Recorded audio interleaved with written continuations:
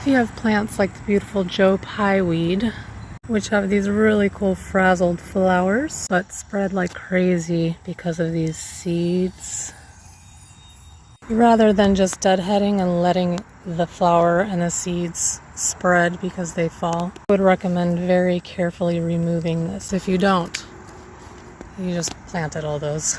So you can just grab the stem, and as you hold it, you can cut the stem. Try not to shake it, or else you'll get seeds all over the place. Cut, and then put it straight into your bucket or whatever you use to gather your dead-headed flowers. Even if you're careful, seeds will flow.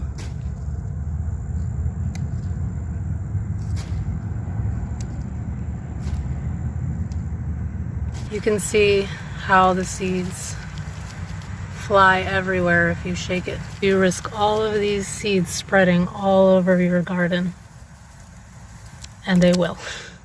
I would do them one by one because then you have more control.